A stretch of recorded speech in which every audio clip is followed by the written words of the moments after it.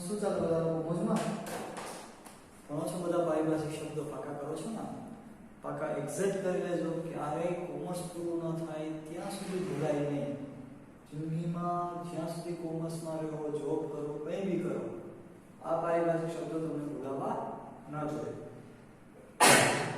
બરાબર ઓકે તો હવે આ ચેપ્ટરના પારિભાષિક શબ્દો બધા પૂરા થઈ ગયા અકાઉન્ટને રિલેટેડ જેટલા પણ પારિભાષિક શબ્દો હતા એ પૂરા સૌથી પહેલા આપણે નામાની વ્યાખ્યા જોઈ હતી હિસાબી પદ્ધતિ કોને કહેવાય ત્યાર પછી નામાની અંદર હિસાબી પદ્ધતિની અંદર આવતા પારિભાષિક શબ્દો આપણે જોયા હવે હિસાબી પદ્ધતિ કેટલી છે બરાબર એમાંની મુખ્ય બે પદ્ધતિઓ આપણે જોવાની છે તો સ્ટાર્ટ કરીએ તો મુખ્ય બે પદ્ધતિ છે એક દેશી નામા પદ્ધતિ અને બીજી છે દ્વિનોંધી નામા પદ્ધતિ જેમાંની આપણે સ્ટાર્ટ કરીએ દેશી નામા પદ્ધતિ શોર્ટ નોટ છે તમારી એક્ઝામ માટે અગત્યની હું ખાસ એક્ઝામમાં પદ્ધતિઓ પૂછું છું બધા લોકોને ઓકે તો હેડિંગ આપી આપણે લખો શોર્ટ નોટનું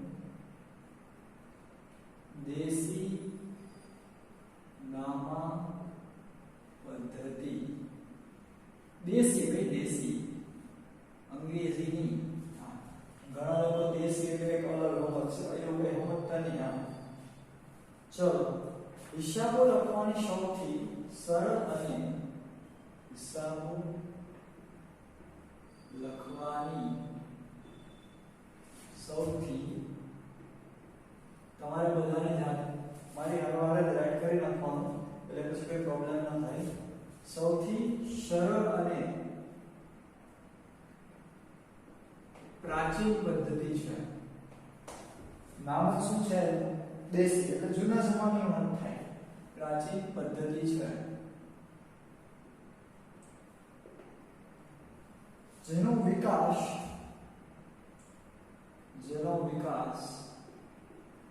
હોય એ ઘટે જ નહીં જૂની વાત થાય દેશી જમાનાની વાત થાય તો વિકાસ કયા દેશમાંથી હોય આપણા જ દેશમાં હોય જૂનો અને પ્રાચીન દેશ આપણો જ છે જેનો વિકાસ ભારતીય ઉપખંડમાં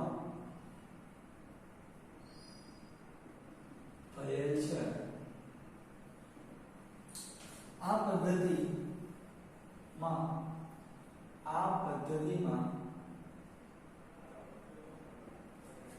રોકડ વ્યવહારોની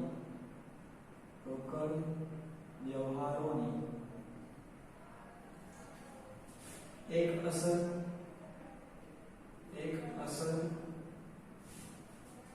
અને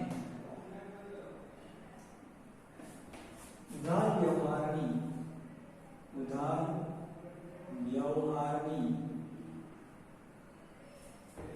બે અથવા અગત્યની વસ્તુ છે કેમ કે આની બાજુમાં આપણે દ્વિનોંધી લખશું ને તો આના કરતા અલગ આવશે બે અથવા વધારે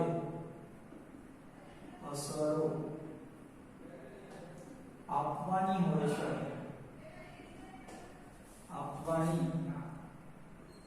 હોય છે સામાન્ય રીતે પેઢીઓના પ્રકાર આવે છે સામાન્ય રીતે એકાંકી પેઢી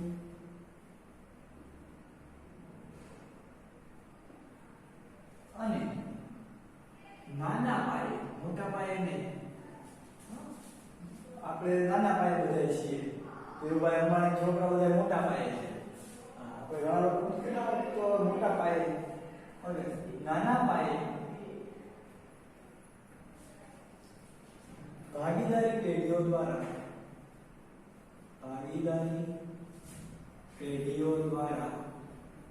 લખાવીને એટલે કરાવું છું કે તમને વધારે સમજાય ભાગીદારી પેઢીઓ દ્વારા એમને લખીને આવે છે તો સમજાઈ દો ઈને વધારે સમજાય ઇઝીલી અને તમને પણ લખવાની પ્રેક્ટિસ પડે સાથે સાથે ભાગીદારી પેઢીઓ દ્વારા આ પદ્ધતિથી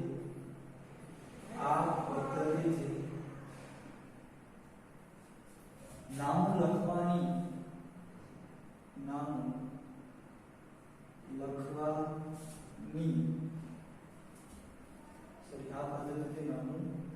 લખાય છે, જેનો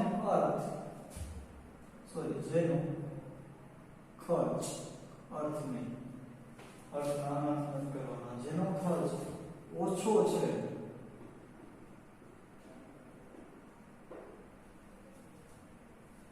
અને વ્યક્તિ જાતે નામું લખી શકે છે, તમારે જાતે મારી આરે લખી જવાનું છે. નામું લખવાની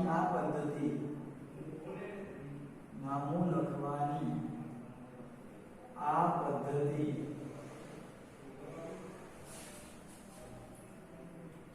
નો ઉપયોગ ધીમે ધીમે, તમને લોકોને ખબર પડે દેશી છે, જૂના જમાનાની વાત હોય તો ધીમે ધીમે શું થાય, ઓછું, ધીમે ધીમે ઘટી રહ્યો છે. દેશીનામા પદ્ધતિ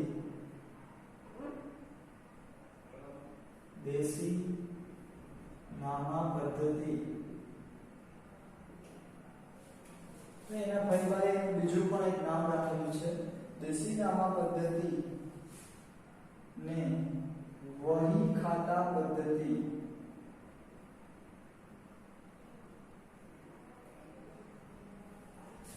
તરીકે પણ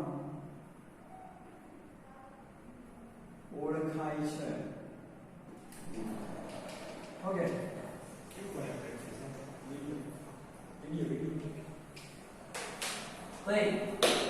સમજો આખી વાત, ખૂબ જ અગત્યનું છે. દેશીનામા પદ્ધતિ બે પ્રકારની પદ્ધતિઓ હોય છે, એક દેશી અને બીજી છે અસ્તેરિક્સ, આમ તો કહી દો દ્વિનોંધી નામ. પણ પહેલા દેશી સમજીએ. દેશી એટલે જૂના જમાનાની વાત છે બાળકો, બરાબર, જૂના જમાનાની, ખૂબ જ પહેલા, જૂનું વર્ષો પહેલાની વાત છે, બરાબર. આના પરથી ગીત યાદ આવે, જૂનું. હવે તો એ જમાનાની વાત કરીએ તો એ જમાનામાં પણ હિસાબો તો રખાતા છે, બરાબર. તમે સાંભળ્યું હોય તો મહાભારત છે, રામાયણ છે, એની અંદર યુદ્ધો થતા ત્યારે એમ કહેતા કે આટલા સૈનિકોની સેના લઈ જાઓ, તો એ એટલા સૈનિકોની સેના એ પણ એક શું છે, સૈનિકોનો હિસાબ જ છે, બરાબર. તો એ જમાનામાં પણ હિસાબ રખાતા છે, પણ ત્યારે કઈ પદ્ધતિ હતી, દેશીનામા પદ્ધતિ. હિસાબો લખવાની સૌથી સરળ અને પ્રાચીન પદ્ધતિ છે. કેવી પદ્ધતિ છે આ? પ્રાચીન અને સૌથી સરળ, બરાબર, સૌથી સરળ અને પ્રાચીન પદ્ધતિ છે, જેનો વિકાસ ભારતીય ઉપખંડમાં થયેલો છે. ભારત દેશ જૂની પદ્ધતિઓ માટે જાણીતો છે અને ખાસ કરીને દેશી, જો દવાઓમાં પણ દેશી પદ્ધતિ ભારતની ખૂબ જાણીતી, આયુર્વેદ, બરાબર. એ જ રીતના ગણતરીમાં પણ, ગણતરી રાખવાની પદ્ધતિઓમાં પણ ભારત દેશ શું છે, જાણીતો. આ પદ્ધતિનો વિકાસ ક્યાં થયેલો છે તો કે ભારતીય ઉપખંડમાં થયેલો છે. આ પદ્ધતિમાં રોકડ વ્યવહારમાં એક અસર ખાસ યાદ રાખવું, ટૂંકા પ્રશ્નમાં પૂછાઈ શકે બાળકો કે દેશીનામા પદ્ધતિમાં રોકડ વ્યવહારની કેટલી અસર થાય, તો કે એક અસર. હવે અસર એટલે શું, તો કે નામાની અંદર કોઈ પણ વ્યવહાર હોય ને તેના ખાતા હોય, વ્યવહાર મુજબ ખાતા પડે અને એની અસરો થાય ખાતાની અંદર, બરાબર. એ આગળ જતા આગળના ચેપ્ટરમાં આવશે. એક અસર અને ઉધાર વ્યવહારની બે અથવા વધારે. ભાઈ તમારે યાદ એ વસ્તુ રાખવાની છે કે દેશીનામા પદ્ધતિમાં રોકડ વ્યવહારની કેટલી અસર, એક. ઉધાર વ્યવહારની કેટલી અસર, તો કે બે અથવા બે થી વધારે. સામાન્ય રીતે એકાંકી પેઢી, ભાઈ એકાંકી પેઢી એટલે શું, તો કે એકલો વ્યક્તિ ધંધો ચલાવતો હોય અને એકાંકી પેઢી કહેવાય, બરાબર. હું એકલો જો ધંધો ચલાવું, મારો કોઈ ભાગીદાર ન હોય, હું એક જ માલિક, આપણે એકલા વાપો અલોન, બરાબર. ઘણા લોકો નથી સ્ટેટસ મૂકતા આઈ એમ અલોન, આખી દુનિયા ગુજરી ગઈ હોય એક જ જીવતો હોય એવી વાત છે, બરાબર. તો એકલો માણસ ધંધામાં એક જ વ્યક્તિ માલિક હોય એવી પેઢીને શું કહેવાય? એકાંકી પેઢી. અને નાના પાયે ભાગીદારી પેઢીઓ, નાના પાયે, મોટા પાયે નહીં. આપણે હમણાં વાત કરી ને આપણે ઘણા નથી કહેતા ભાઈ તું તો મોટો માણા થઈ ગયો, મોટા પાયે થઈ ગયો ભાઈ, તારું કામ કર બધું. નાના પાયે બે વ્યક્તિ પાનની દુકાન ચલાવતા હોય, નાના પાયે કહેવાય. જો અમુક પાનના ગલ્લે થોડે જાય તો બે બાજુ એક વ્યક્તિ હોય, બે બેઠા સોરી, બે માવા બનાવતા હોય, પાન બનાવતા હોય, સમજાણો? બે ભાગીદારીમાં છે, ક્લિયર થાય છે? અથવા તો સવારે કોઈ કલાકમાં બેઠો, બે બપોર પછી બે પાર્ટ ટાઈમ દુકાનના ભાગ પાડેલા હોય કામ કરવા માટેના. નાના પાયે પાનની દુકાન નાના પાયે ભાગીદારી પેઢી કહેવાય. તો ધીરુભાઈ છોકરા હલાવે એ મોટા પાયે, લોટ્સ કંપની છે તો બરાબર, પણ કોઈ કારખાનું નાખે, મોટી મિલ નાખે, સમજાયું? ઓકે, તો એ મોટા પાયે કહેવાય. પણ નાના પાયે ભાગીદારી પેઢીઓ હોય દ્વારા આ પદ્ધતિનું નામ લખાય છે, જેનો ખર્ચ ઓછો છે. ખર્ચા ઓછા તો આપણે આવક ઓછી. જ્યાં ખર્ચા ઓછા હોય, આવકો ઓછી હોય, એ સમયે કઈ પદ્ધતિ કામ લાગે? દેશી. આપણે સિમ્પલ વસ્તુ તમને કહું કે જે વ્યક્તિને મોબાઈલનો સિમ્પલ યુઝ હોય, ફોન ઉપાડો, ફોન કરવો, બરાબર, એને મોબાઈલમાં જાજી સ્પેસ જોઈએ.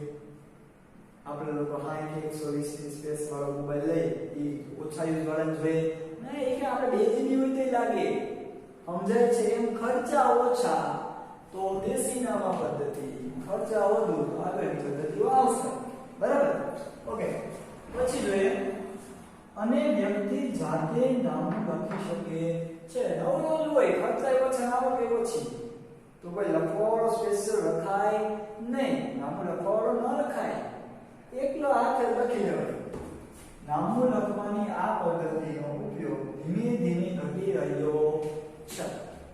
બાળકો, આ પદ્ધતિનો ઉપયોગ શું થયો? ઘટી રહ્યો છે. વિચાર કરો, પેલા નોકિયાના ડબલા હતા ધોકા જેવા, બરાબર, કોઈના માથામાં માર્યો હોય તો બિચારા માથુંમાં ઢીમલું થઈ જાય એવો મજબૂત મોબાઈલ આવતો, બરાબર. કેટલી વાર પડતો તો કઈ ખાતું નહીં. હવે એ મોબાઈલનો ઉપયોગ ધીમે ધીમે શું થઈ ગયો? ઓછો. એ જ રીતના દેશી નામા પદ્ધતિ છે, તો આ પદ્ધતિનો ઉપયોગ પણ ધીમે ધીમે શું થઈ ગયો? ઓછો થાય છે. દેશી નામા પદ્ધતિને એના ભાઈ પાસે બીજું નામ આપેલું છે, કયું? વહી ખાતા પદ્ધતિ, બરાબર. આટલું છે આ દેશી નામા પદ્ધતિની શોર્ટકટ હતી. હવે આપણી મોસ્ટ આઈએમપી શોર્ટકટ અને પદ્ધતિ, જે તમારે કોમર્સ જ્યાં સુધી ભણો ત્યાં સુધી આ જ પદ્ધતિ આવે જે છે એનાથી તમારે દાખલાઓ કરવાના છે, પદ્ધતિ ભણવાની છે આગળ જતા. ઓકે, એ પદ્ધતિનું એના ફેરફારે નામ રાખેલું છે, ખૂબ જ આઈએમપી પદ્ધતિ, દ્વિનોંધી નામા પદ્ધતિ. ખૂબ જ આઈએમપી બાળકો, શોર્ટકટ પણ આઈએમપી છે અને આગળ જતા ભણવાની છે પણ આઈએમપી છે. ભણવાનો અભ્યાસ હમણાં આટલામાં હમણાં યાર કામ પૂરું આવડી ગયું એમ નહીં ભાઈ, પદ્ધતિમાં ઘણું અંદર છે. ઓકે, ચલો. નામા પદ્ધતિના આધાર સ્તંભો સમાન. નામા પદ્ધતિના આધાર સ્તંભો, આધાર એટલે પાયો, આધાર સ્તંભો સમાન. આધાર એટલે પાયો. પાયો મજબૂત હોવો જોઈએ, પાયો મક્કમ હોવો જોઈએ, જેના ઉપર આખી બિલ્ડિંગ ચડી શકાય. એ રીતે નામા પદ્ધતિનો પણ એક પાયો છે. આધાર સ્તંભો સમાન. ઉધાર જમાના,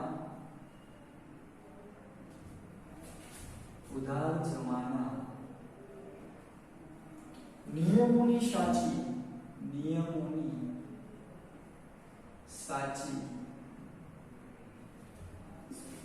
અને પૂર્ણ સમજ,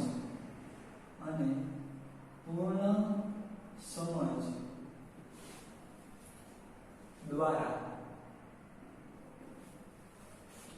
દરેક આર્થિક વ્યવહારને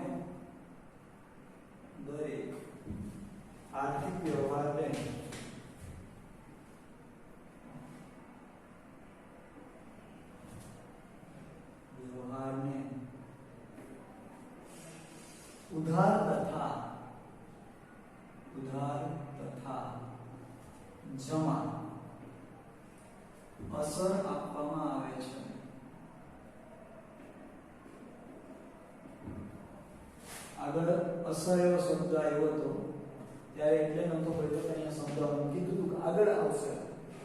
ચલો નામું લખવાની નામું લખવાની આધુનિક પદ્ધતિ છે. બરાબર, બધાએ જ આપણે સાથે સાથે લખવાનું છે. આનો ફોટો મોકલવામાં નહીં આવે, બરાબર, તો પણ લખશો. આધુનિક પદ્ધતિ છે. આ પદ્ધતિની શોધ આવડે સાહેબ કે નામ જલ્દી કહેવાય કે મળે તો મોટું કરી નાખશું. આ પદ્ધતિની શોધ કે આપણને એ વાંધો હોય કે આપણો સબ્જેક્ટ હોય તો પણ ઉડાડી દઈએ. આ પદ્ધતિની શોધ સૌપ્રથમ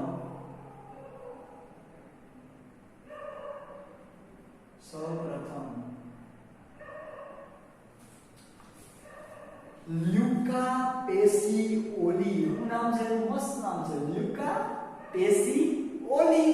આ કોઈ નહીં, ઓલી. ઓકે, પ્રથમ ઈસવીસન 1494 માં લ્યુકા પેસિઓલી નામના ઇટાલીના પાદરીએ કરી હતી.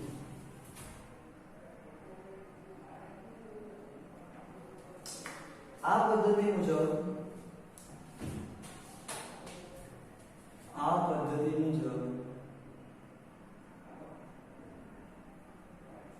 દરેક વ્યવહારની બે અસર આપવામાં આવે છે.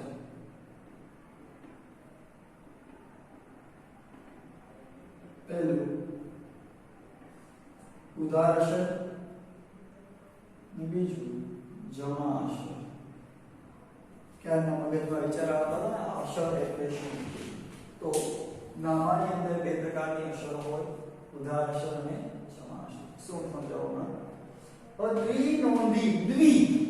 દ્વિ એટલે બે, નોંધી અસર, દ્વિનોંધી નામા પદ્ધતિ. જે વ્યવહારની કેટલી અસર થાય? બે. એટલે કે જે વ્યવહારની બે અસર ઊભી થાય ને એને બે જગ્યાએ નોંધવામાં આવે. ક્યાં નોંધવામાં આવે? બે જગ્યાએ.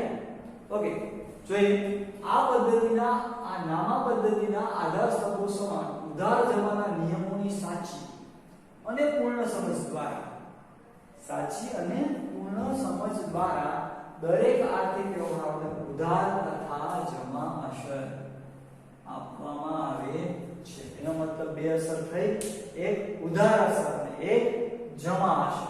મતલબ આપણે ભગવાને કેટલા દેખા? બે, જમણો હાથ, ડાબો હાથ. એવી જ રીતના નામામાં બે અસર હોય, ઉધાર અસર, જમા અસર. સમજાય છે? હવે આ અર્થમાં જે થાય એ અર્થમાં ખબર પડે કે નહીં પડે? હા, પડે.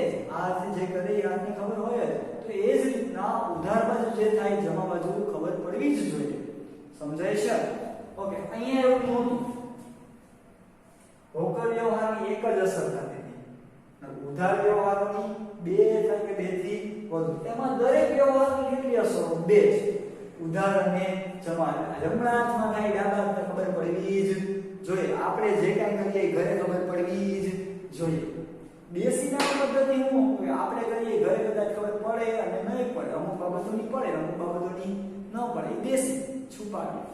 અહીંયા આપણે કરીએ બધી ઘરે ખબર પડે. ઉધાર બાજુ ને જમા બાજુ. ઉધાર એટલે આપણે, જમા એટલે ઘરે.